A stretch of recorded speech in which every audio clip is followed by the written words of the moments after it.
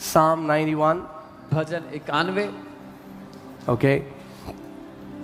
Amen. And today I pray this psalm is going to come alive in your life. Amen. And it will be a refuge for you and your family till your last breath. ये भजन आज आपकी जिंदगी में जीवित हो जाएगा और आपके और आपके परिवार के लिए एक शरण स्थान ठहरेगा आपके अंतिम सांस तक, यीशु के नाम में. Okay.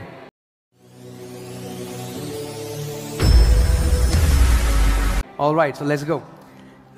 He who dwells in the secret place of the Most High shall abide under the shadow of the Almighty. जो परम प्रधान के छाए हुए स्थान में बैठा रहे वह सर्वशक्तिमान की छाया में ठिकाना पाएगा.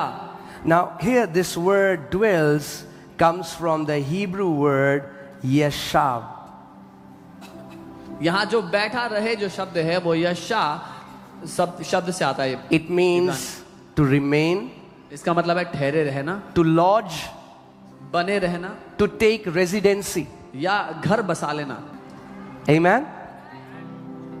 We all should have a secret chamber हमारा भी एक गुप्त कक्ष है where you meet your maker, where you meet your father, where you meet your lover. जहां अपने बनाने वाले से, अपने पिता, अपने प्रेमी से आप मिलते हो. Amen. The secret place. वो छुपा हुआ स्थान, वो Hallelujah. रहस्य का स्थान. This word Most High is the word Elyon. ये जो सर्वशक्तिमान शब्द है ये एलियन शब्द है. And this word Elyon means one who is supreme, the one who is above all. इसका अर्थ है वो जो सबसे ऊपर है, सबसे शक्तिशाली है. Now I want you to think of picture of a king who is very powerful. मैं चाहता हूँ आप तस्वीर देखें एक राजा की जो सबसे शक्तिशाली है. Who is most supreme. Think about this. You went to today where do we have kings? Saudi Arabia. You went to meet the king of Saudi Arabia, and this king who is the top, when it comes to power, he holds the most power, and this king takes you to his secret chamber. Well, that means something. और मान लीजिए आज जैसे Saudi Arabia में राजा हैं तो आप वहां जाते हैं वहां के राजा से मिलने के लिए, और जब उस राजा से आप मिलने जाते हैं तो वो राजा आपको अपने भीतरी कक्ष में, एक गुप्त कक्ष में लेकर के जाता है, तो उसकी कुछ महत्व है. Amen. Hallelujah. Hallelujah. So where do we dwell? कहाँ बसे रहते हैं हम? In the secret place. उस रहस्यमय स्थान में. This secret place is not for those who want to have a surface level with relationship with him. ये गुप्त स्थान उनके लिए नहीं है जो ऊपर एक खाली संबंध चाहते हैं उसके साथ. Who only want something from him. One time when I was talking to the father, he said, "Son, most of my children, they want something from me, but very few want me." एक बार जब मैं पिता से बात करता, पिता ने कहा, बेटा बहुत अधिकतर मेरे जो लोग हैं वो मुझसे कुछ तो चाहते हैं पर वो मुझे नहीं चाहते. Can you think about this? You have a friend, you have friends, and the reason they are your friends is not because they like you or they want you, but because they know that they can get something from you which they cannot get from somebody else. You know what? You hate that feeling of being used.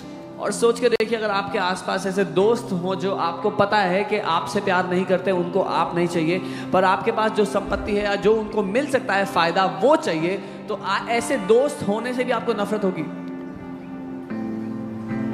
Amen. Think about, today when somebody gets blessed, they get some money, you won't find mostly some people, you won't find them in church anymore. They're out there making their life, living the dream. But look at David. He was the king, had access to all the wealth of a country, to billion and trillion of dollars. And he says, "As the deer pants for water, so my soul longs for you, Lord." Somebody who has access to all the wealth, somebody who has access to all the power. He is the king of a place, but he desires to be in the presence of God more than anything else. आज विश्वासियों के पास थोड़ा सा पैसा आता है प्रभु को और प्रभु के घर को छोड़कर दुनिया में चले जाते हैं, लेकिन दाऊद एक देश का राजा होने के बावजूद, लाखों करोड़ों डॉलर्स की संपत्ति होने के बावजूद वो कहता है जैसे हिरनी पानी के लिए तरसती है, प्रभु मैं तेरे लिए तरसता हूँ, तेरे लिए प्यासा हूँ। वो जो सारी संपत्ति का मालिक है वो परमेश्वर के लिए प्यासा है। Let me just, because many people have a wrong view of the gospel. क्योंकि बहुत से लोगों का गलत दृष्टिकोण है सुसमाचार को लेकर। I don't need Jesus to get a better life. मुझे यीशु इसलिए नहीं चाहिए कि एक बेहतर जिंदगी बन जाए मेरी। The gospel is when you find out that He is my life. जब आप ये जान लो कि यीशु ही मेरा जीवन है, He is my life. वो ही मेरा जीवन है। Amen? Yes, He's a father. हाँ, वो हमारा पिता है। As a father, as your earthly father did everything for you, He will do everything for you. He will heal you. He will love you. He will bless you. Yes, He will give us all the things. But what I'm saying is, that's not why we are after Him. We are after Him for Him. He is our prized possession. He is our treasure. He is all that we are after. जैसे आपका शारीरिक पिता आपसे प्रेम करता है, आपके लिए सब कुछ मुहैया करता है, सारी जरूरतें पूरी करता है, उस तरह से वो जो पिता है वो भी हमारे साथ सारी चीजें पूरी करता है, लेकिन हम उसके साथ इसलिए नहीं है, हम उसके लिए हैं। Think about these two scenarios. ये दो परिस्थितियों के बारे में सोचो। You know, that's why people today, they have this allegation against us in India. What is happening? Masses are coming. So what are they saying? Oh, these people are only going for, इनका visa लग जाता है, ये ठीक हो जाते हैं. A generation has to rise up and tell people, even though our God heals, even though our God blesses, but that's not the main thing why we are following Jesus. We are after Him because of Him. It's Jesus Christ that we love. He is our treasure. He is our prize. He is all that we are after. This is the allegation people put against the church and the people, that they go there because they get healed or they get blessed. हाँ, हमारा परमेश्वर हमें चंगा करता है और हमें bless भी करता है, लेकिन हम इस कारण उसका पीछा नहीं करते। हम इसलिए करते हैं क्योंकि वो हमारा खजाना है, वही हमारे लिए सबसे जरूरी संपत्ति है।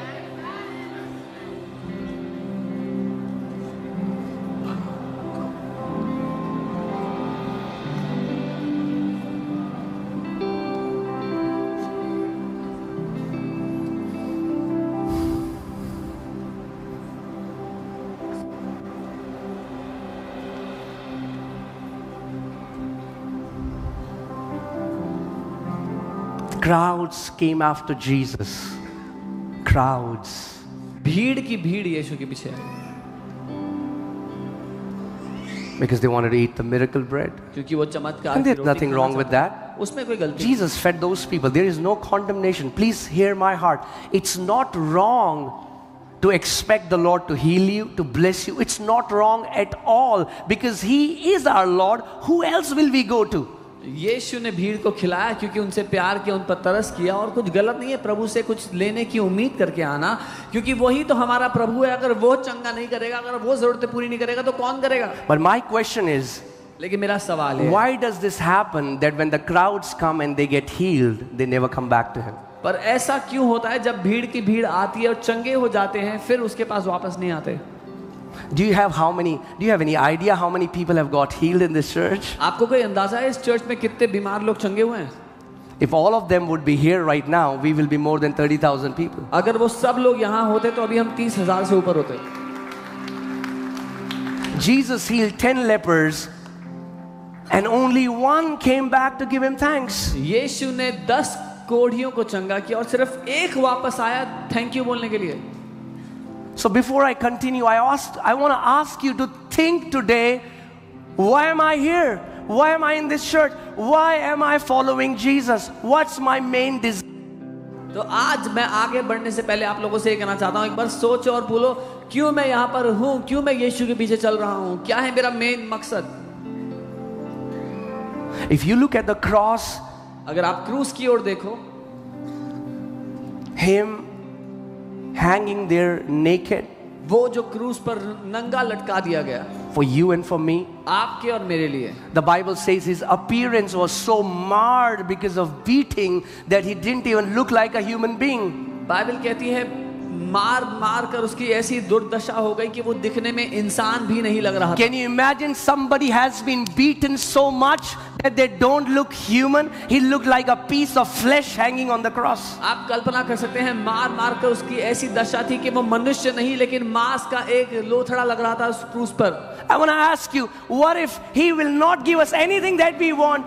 Is Jesus crucified enough for us to follow him all the days of our life? क्या होगा अगर यीशु ने हमें कुछ भी ना दिया तो क्या उसका क्रूस पर चढ़ाया जाना हमारे लिए बहुतेरा है कि हम जिंदगी भर उसके पीछे चलेंगे?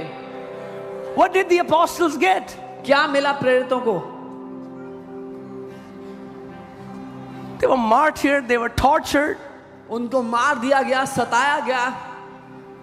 And the Bible says they were faithful till their last breath, because they weren't after Jesus for a bigger house and a bigger car. They were after Jesus for Jesus. They knew He is my Lord, He is my Savior, He is my prized possession. वो अपनी आखिरी सांस तक विश्वास योग्य थे, क्योंकि वो यीशु के पीछे एक बड़ी गाड़ी या बड़े घर के लिए नहीं थे, लेकिन उनको ये पता था कि यीशु ही मेरा खजाना, मेरा कीमती भाग है। Amen. And the crowds, they get offended and they walk away. The crowds got offended hearing a hard teaching. The crowds will come for miracle, but when things become hard to follow him, crowds will turn back and walk away because they never wanted to follow him. They just wanted to eat a miracle from him. और भीड़ जब उसके पास आई थी चंगे होने के लिए, जब यीशु ने कठोर शिक्षा दी तो भीड़ नाराज होकर मुड़कर वापस चली गई, क्योंकि वो चमत्कार की रोटी खाना आए थे लेकिन उनको यीशु नहीं चाहिए था। I'm telling you before God, and I'm not saying this to show on anything. I'm just telling you my heart. I tell the Lord, if this ministry corrupts my heart, takes me away from your presence, I don't want this. I don't want this ministry. I don't want it. Because in the end, I want to stand before you that I finished my race well. I was faithful till my last breath. और मैं प्रभु से कहता हूँ, अगर ये सेवकाई मेरी दौड़ में ध्यान भटका देती है, आपसे मेरी नजरें हटा देती है, तो मुझे सेवकाई नहीं चाहिए, क्योंकि मैं आखिरी सांस तक आपके प्रति विश्वास योग्य रहना चाहता हूँ प्रभु। This should be our prayer. Lord, I don't want anything that is not given by you. ये हमारी प्रार्थना होनी चाहिए कि प्रभु मुझे कुछ भी ऐसा नहीं चाहिए जो आपने नहीं दिया है।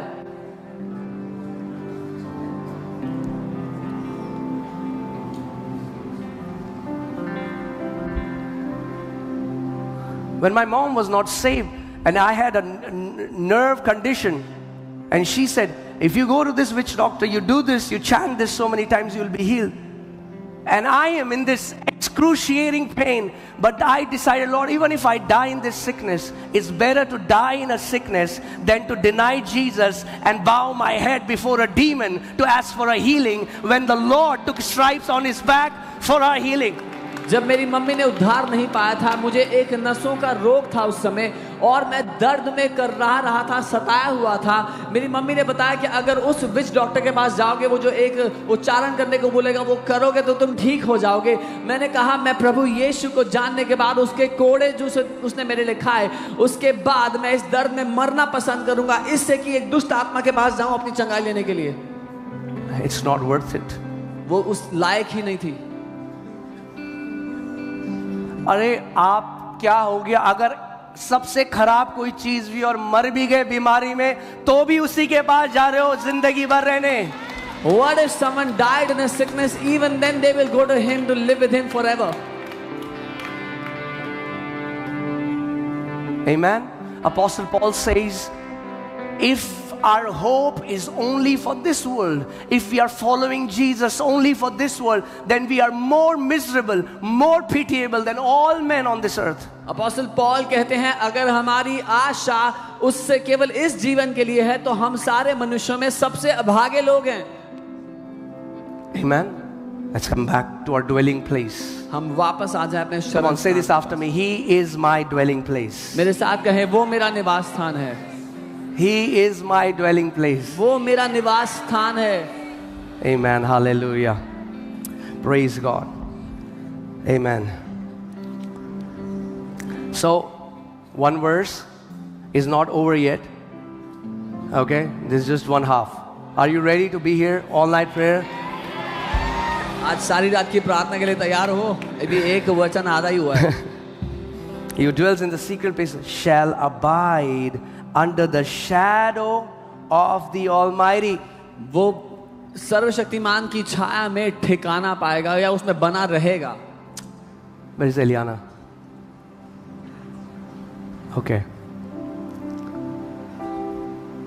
That's okay. Monu, can you come? Think about this. Shall abide under the shadow of the Almighty. पर इसके बारे में सोचे, वो सर्वशक्तिमान की छाया में ठिकाना पाएगा. Okay. If you wanna stay under someone's shadow, you have to be very close to them so that you stay under their shadow. अगर आप किसी If you की go away, you go out of their shadow. So if you want to be in their shadow, you have to be close with them. You have to walk with them. Where they go, you go. अगर आप किसी की छाया में बने रहना चाहते हो तो आपको उनके साथ बड़े ही करीबी रूप से चलना पड़ेगा, नहीं तो आप दूर हुए और उनकी छाया से बाहर हुए. Amen. The person is far. अगर व्यक्ति दूर है, No, you're not under their shadow. तो आप उनकी परछाई के नीचे नहीं होगे. If I have to be under his shadow, उनकी परछाई के नीचे I होने have के to लिए be close to him. मुझे उनके करीब होना जरूरी है. Amen. Thank you. And can I tell you, God is not static. He is not उसके जोड़े, वो ऐसा नहीं, वो सिंहासन पे बैठा है, वो हिलता नहीं है.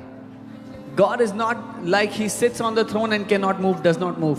For as many as are led by the Spirit of God, that means if you have to be led by the Spirit of God, that means Spirit of God is moving, then only you are able to be led by the Spirit of God. क्योंकि The Spirit of God is not standing in one place. The Spirit of God is moving and you move with the Spirit of God. जितने लोग आत्मा के चलाए चलते हैं वे परमेश्वर के पुत्र हैं. इसका मतलब परमेश्वर का आत्मा एक जगह रुका हुआ ठहरा हुआ नहीं है, वो आत्मा चल रहा है और जितने उसके साथ चलते हैं वो उसके पुत्र हैं. Amen. That's why it's a living relationship with Him. इसीलिए एक जिंदा रिश्ता है उसके It's साथ. not like we have a 10 code of conduct written, and if you say the same thing today, you say the same thing 40 years. No, every day He's going to talk something fresh. He's going to reveal something fresh, because as He was leading Israelites out of Egypt into the promised land, so He is leading you towards your destiny so that you will fulfill your race. और ऐसा नहीं कि 10 बातें हैं, आज भी यही बोल रहे हैं, 40 साल बाद भी यही बोल रहे हैं, लेकिन वो परमेश्वर का आत्मा एक ताजी रोटी आपको देता चला जाएगा. जैसे इजरायलियों को उसने चलाया, इतने साल आपके साथ चलता चला जाएगा. Amen. He isn't a dead God. वो एक मरा हुआ ईश्वर नहीं.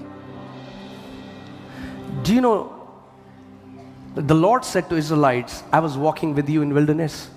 परमेश्वर ने इजरायलियों से कहा, मैं तुम्हारे साथ मरुस्थल में चल रहा था. He's not a God who says, hey Israelites, I've delivered you, now I'll see you in the promised land. वो ऐसा परमेश्वर नहीं जो कहता है, इजरायलियों मैंने तुम्हें छुड़ा दिया है, अब मिलते हैं उस वायदे के देश में. Figure out the way. कैसे पहुंचना है खुद पता लगाओ. Use Google Maps. Google maps use कर लेना. Can I tell you, Google Maps and ChatGPT, no matter how awesome they are, they cannot show you your destination and they cannot take you towards your journey. Google maps और chat GPT कितने भी अच्छे क्यों ना हो, आपकी मंजिल आपको ना तो दिखा सकते हैं ना ले जा सकते हैं उस तक. It is in the secret place Come on. when you abide under His shadow, and your goal is not to go somewhere, reach somewhere. Your goal is to stay in His shadow, because where He goes, you go, and side by side, step by step, He's taking you towards your promised land. He's taking you towards your call. क्योंकि उस गुप्त स्थान में जहां आप उसकी परछाई के नीचे बने हुए हो, आपकी मंजिल, आपका उद्देश्य कहीं जाना नहीं है, उसकी परछाई में बने रहना है. तो जहां वो जाता है आप एक एक कदम करके उसके साथ जाते हैं, उसके साथ बने रहते हैं. Amen. So even in the wilderness, you're looking at Him. When I'm saying wilderness, I mean when there is trials, when life is hard, then also you're looking at Jesus.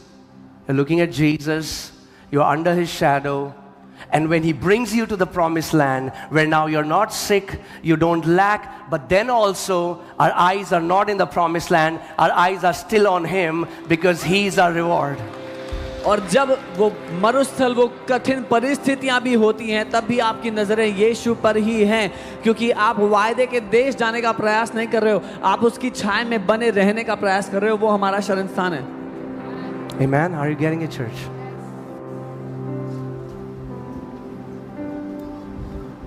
Amen. When you had nothing, जब कुछ नहीं था, He was your shepherd. वो आपका चरवाहा था। When you have everything, जब सब कुछ है, He still is your shepherd. अभी भी वो आपका चरवाहा ही है। My shepherd doesn't change from Him to my bank balance now. मेरा चरवाहा उससे हटकर मेरा बैंक बैलेंस नहीं होता। Do you know, every believer is tested in these two things. Every believer. आपको पता है हर एक विश्वासी इन दो चीजों में परखा जाता है। Your heart is tested in these two things. आपका दिल इन दो बातों में हमेशा परखा One, जाता when है। you have nothing. पहला, जब आपके पास कुछ नहीं And can होता। I tell you, और बता दूं, almost all the believers pass this test with flying colors. लगभग सारे विश्वासी ये वाला टेस्ट अच्छे मार्क्स से पास कर लेते हैं। Because when you have nothing, क्योंकि जब कुछ नहीं है, you go to His presence. तो उसकी उपस्थिति में जाते Where हैं। else, where you look?